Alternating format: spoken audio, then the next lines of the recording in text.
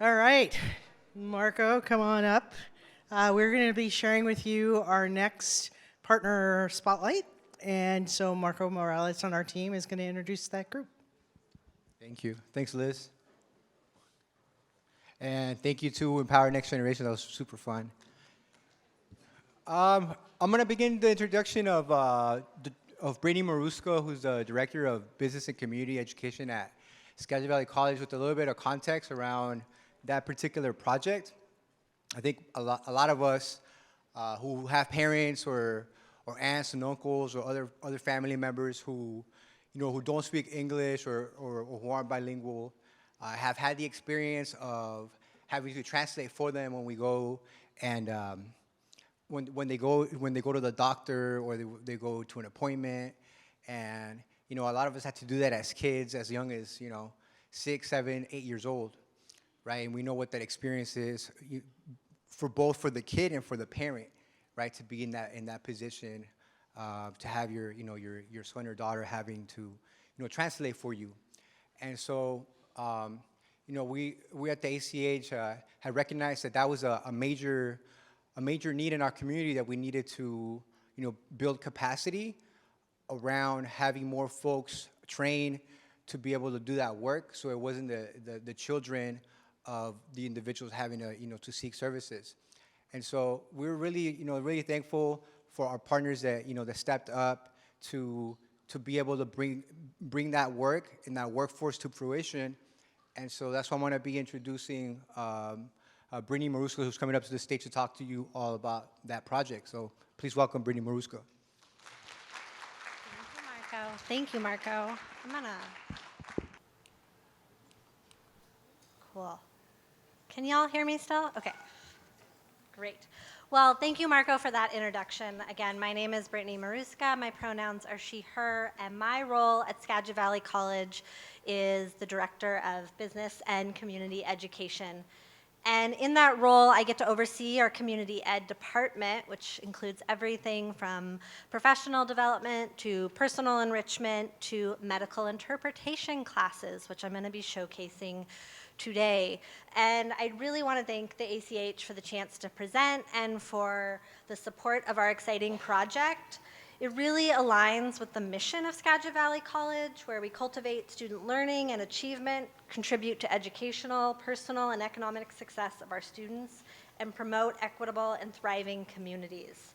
And so this project is a catalyst for change. Some of the goals include strengthening language access, creating new opportunities for bilingual and multilingual individuals in our region, all while promoting access to healthcare. So that's a big lift, and I just kind of want to detail a little bit about what we're doing and the strategies we're using. Did that work? Great. So central to our work, with the support of our collaborators, who I'm going to highlight here shortly, is we are working to bridge the gap in healthcare communication and provide a pathway for jobs. And so at the base of this work is a comprehensive 40-hour course that is offered fully online, and thanks to our partnership with the ACH, it is free for students. So every student that is accepted to the course receives a full scholarship. They do not have to worry about course fees. They don't have to worry about the required textbook that's provided to them. There's also access to additional supports, maybe, for example, technology support if that was needed. They learn the knowledge of the class, and they walk away with 4 academic credits that goes on their transcript. So at a high level, what is this class doing? What is it offering? It's addressing the need for qualified medical interpreters, and it's contributing to improved patient outcomes. And then when you look at for the students, it's really a pathway to a rewarding, high demand, high wage, and incredibly highly flexible job. For a lot of our students, this can be the first step into healthcare, and for others that already work in healthcare, this can just expand their opportunities in the field. Some of the backstory for this project includes a pilot program run by the ACH where this class was created, was marketed, it was filled many times over and ran successfully. And what we're doing now is expanding on that work. And part of that expansion, and also kind of to the core of the project, is a full-time position at Skagit Valley College where we provide workforce support to the students. The title of the role is Medical Interpreter Workforce Coordinator. I'm going to be introducing her here in just a second. But this role is focusing on empowering, again, both bilingual and multilingual individuals as they show interest in becoming medical interpreters, as they think about joining the class, working out their schedule, answering their questions. Our coordinator is leading the initiative and also focusing on expanding our partnerships and connections in this region so that we can have things like work-based learning opportunities and employment opportunities for the students. And so some of the strategies being used by our coordinator for this project, first off, coalition building. The project was born through collaboration. Long before I was involved and before I was in this role, the pilot projects that I mentioned earlier were done between collaborations between Whatcom Community College and the North Sound ACH, and then a group of medical interpreter employers, educators, administrators, kind of all came together to develop these strategies that I'm highlighting now. And these stakeholders continue to be central to this work. This advisory coalition continues to meet. They help recruit students, support the students as needed, strengthen networks for the students to pathway through, and also just helping to address any crucial workforce needs that kind of come up and arise. Another strategy we're employing is access to training.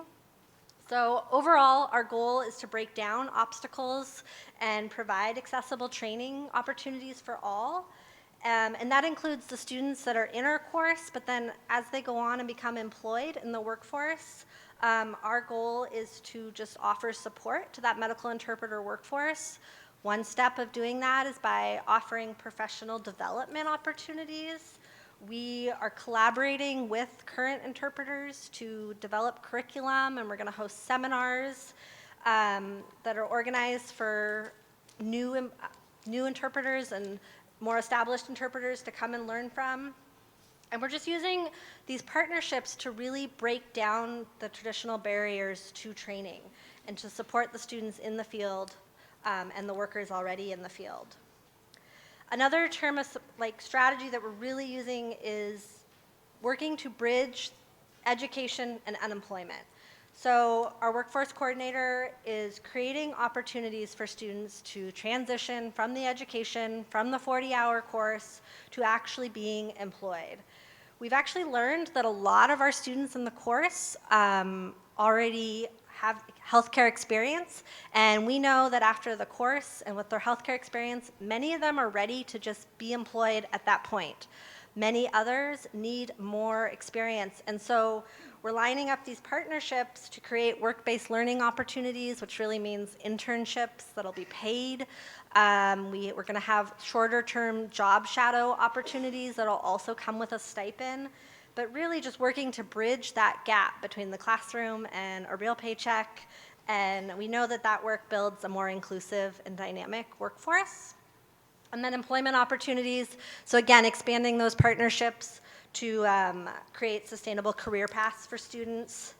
And then lastly, to really expand the impact, we're using this project to connect with other regional community colleges so that we can have a wider pool of training providers. So therefore, even more people are going out and training medical interpreters in our region. And now, kind of the exciting part, I like to talk about our partners a lot. So our initial collaborators were the ACH, specifically Marco, who has been instrumental to this work and continues to meet with us and is always connecting us with people in the region and jumping on calls and offering support. We also, like I said, the initial pilot classes were held at Whatcom Community College. Now Skagit has the classes. We have partners at Peace Health and Skagit Regional Health. Also, I just want to call out Language Network USA. They are a company that employs medical interpreters, And they have done similar projects in Northern California, and they've been sharing lessons with us. They're going to host some of our job shadow opportunities, and they're really eager to hire our students. Our course instructor is Sarah Rowan from Salud Spanish, which is a regional company that offers translation services for all languages and Spanish instruction. And I just want to mention now that we do have an emphasis on recruiting Spanish speakers for interpreters, but this course is open to any individuals who are proficient at speaking one or more languages. So they need to speak English, and they need to be able to speak another language, and that therefore they can take this course to learn how to be a medical interpreter.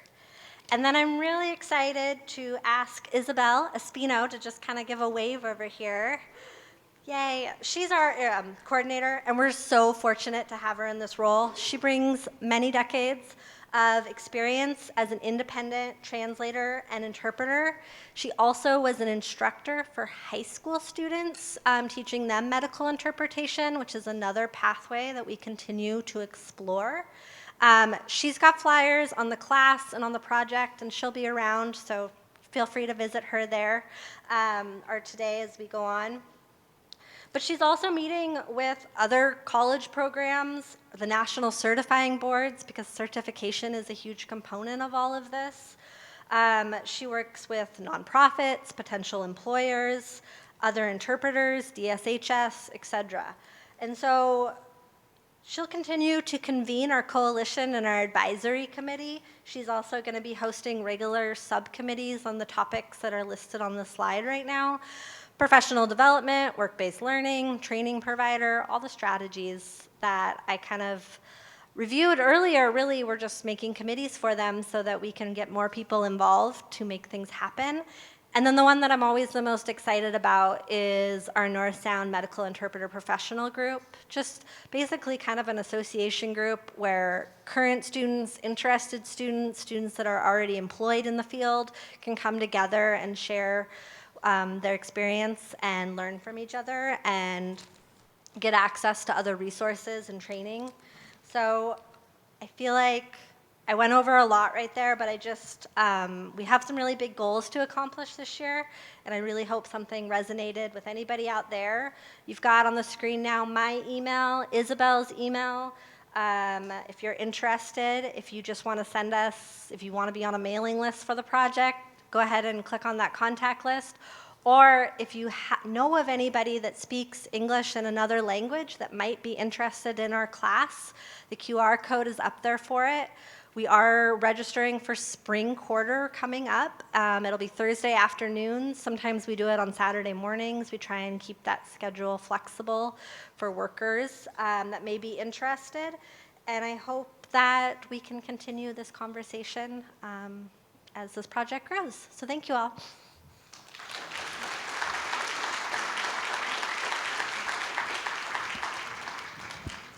So I wanted to mention the state of Washington has actually had a language access task force that's been meeting. And it was really interesting. Somehow I got on this email list about their work.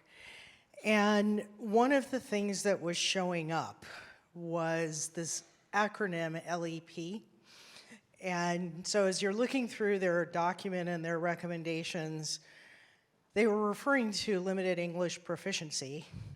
And they actually started using LEP to describe groups and populations. So there would be LEP groups, LEP populations.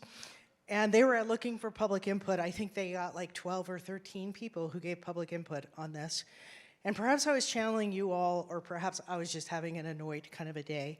But I submitted some input, and I said, I'd love for Washington to be the first state that eliminates the phrase limited English proficiency.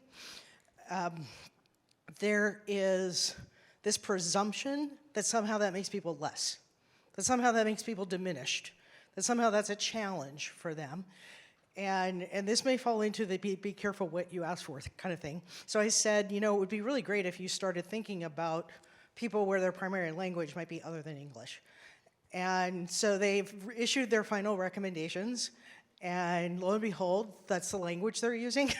But they also turned it into an acronym. So if you ever see something that is all capital letters that is PLOTE, you know that you can thank Liz for that, even though like that isn't really what I said. But you know, just this work, both with Bellingham and with Whatcom, I mean, the Skagit Valley College, is profound because, again, we're talking about building new capacity, changing our workforce. How do we actually begin to like reward people for bringing more assets into our workplace? And one of the ways we can do that is to keep celebrating and honoring, and especially high school students.